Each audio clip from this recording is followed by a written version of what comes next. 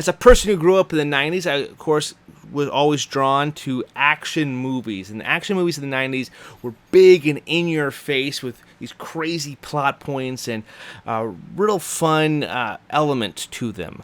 There was something about them that you're not really caring about the story, but you were on the edge of your seat looking for these big explosions. And some of my favorites growing up in the 90s were Die Hard 3 comes to mind, Speed, you have Air Force One, and of course you got those Nicolas Cage action films we got to talk about. And of course I'm talking about Con Air, I'm talking about The Rock was one that I watched quite a bit growing up as well.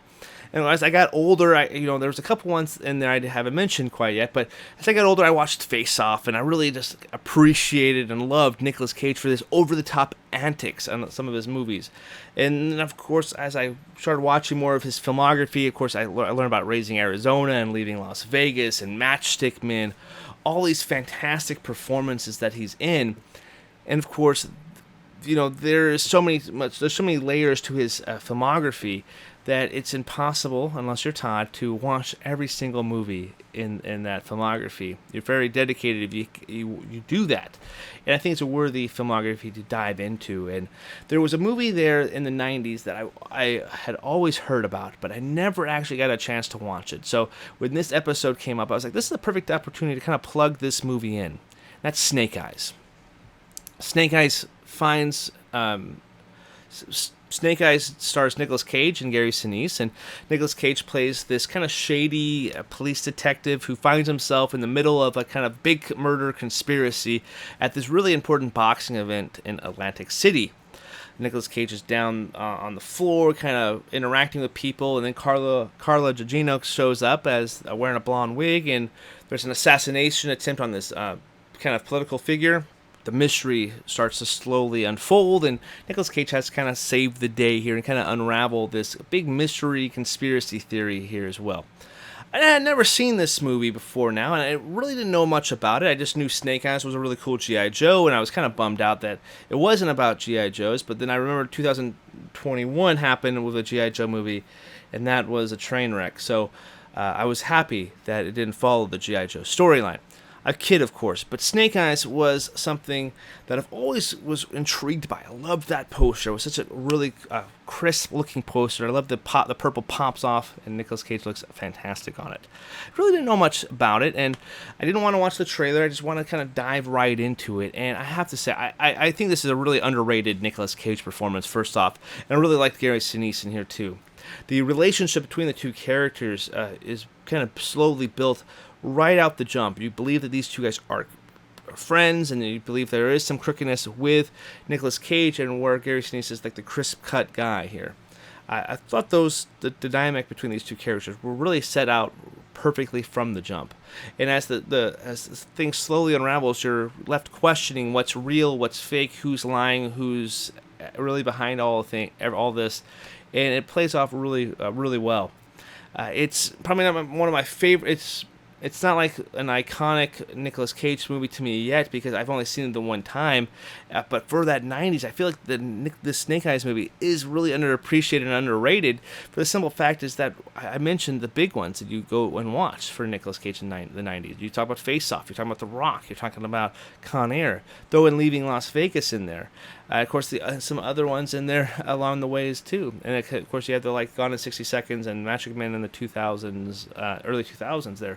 There's so many movies of his, and of course you're bound to forget some. And Snake Eyes is, I think, a forgettable movie in his filmography because the people don't talk about it. At least I don't hear any rumblings of Snake Eyes, and I really loved his performance here. I kind of looked at the movies I watched in '98, and Nicolas Cage's performance is definitely in my top 10. If we did our Almost Sideways Awards for '98, I would definitely be nominating Nicolas Cage. I'd probably nominate Carla Gugino and Gary Sinise as well. I really liked all the performances here, and I thought everybody really played a part that was super believable, and it just left me guessing from start to finish. As the movie slowly does kind of reveal itself, you kind of your brain clicks in. You kind of realize who is behind everything, and you're like, okay, now how is this going to wrap up? How is everybody's part going to play? And what's Nicolas Cage's decision going to be? Is he going to be okay with what's going on? Is he going to do the right thing? And how is the real world going to react to it? And that's what I really liked about Snake Eyes here, is that they show what actually happens next. He definitely doesn't really have like kind of a happy ending.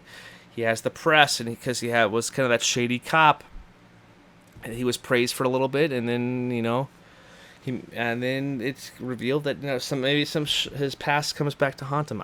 I liked how this movie wrapped up. It felt really kind of a real kind of testament of what could have happened in today's world. And I think this is really smart in the way it depicts its characters. And I got to give credit for Cage. He has just the right Cageisms, but also keeps the character really grounded in reality, but has his spark and his interest there that makes it such a watchable movie. And I loved going back, and I can see myself watching this movie, and I definitely want to own this one to rewatch it again, because it is one that I wanted to make sure I understand the full scope of everything, because even though I know what the reveal is now, I want to see if I could pick up on it sooner. If that makes sense. I really dig this. Dig that. This movie is directed by Brian De Palma, and this is the second De Palma movie I've watched this year for the first time, and the first one being Scarface. Out of the two movies, I think Scarface is the more iconic movie with the more lines and performances everybody really talks about. But out of the two movies, which one would I want to watch again, like right now? I'm going with Snake Eyes, probably all day.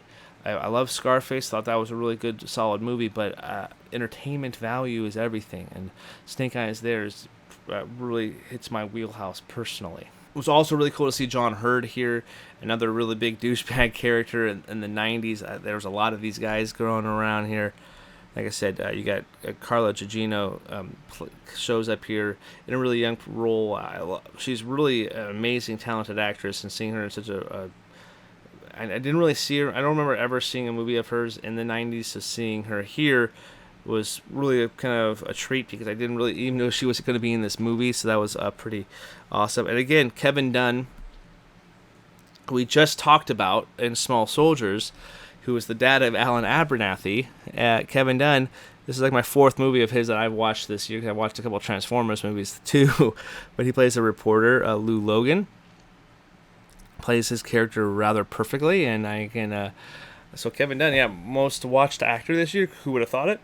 And another funny actor I saw pop up here that I wasn't expecting was Luis Guzman, who was like the father in Wednesday. I guess that's his more recent role that people would notice or know who it is. But Luis Guzman was great. Prince Drunker was really great with him in it last year that I watched, and there's so many people that you recognize in the background of this movie that it was just a treat to kind of watch. So I kind of definitely want to rewatch this one just to pick out the scenery and see the whole thing. But you're definitely watching this for Nicolas Cage. And speaking of, we did watch Renfield, and it was a great performance by Nicolas Cage here. I don't know how I would personally rank the films or if I've seen of his or even his performances.